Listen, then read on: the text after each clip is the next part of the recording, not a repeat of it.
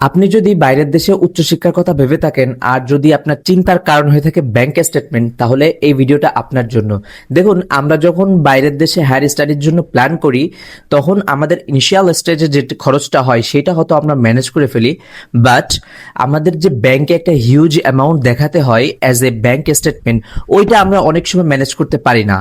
So ওইটা আমাদের এই সার্ভিসে আমরা প্রোভাইড করতেছি, যে আমাদের ব্যাংক আপনার হয়ে এই টাকাটা দেখাই দিবে অ্যাজ এ স্টেটমেন্ট। এখানে বলে রাখা ভালো যে আপনারা কিন্তু কোনো টাকা ক্যাশ হিসাবে পাবেন না, অ্যাজ এ স্টেটমেন্ট পাবেন। যদি আপনার এই স্টেটমেন্ট সার্ভিসটা দরকার হয়ে থাকে, তাহলে আপনি আমাদের সাথে যোগাযোগ করতে পারেন স্ক্রিনে দেওয়ার নাম্বারে। আমাদের এখানে এফডিআর মোডে পাবেন, সেভিংস মোডে পাবেন, যে কোনো মোডে পাবেন, এবং সব থেকে কম খরচে।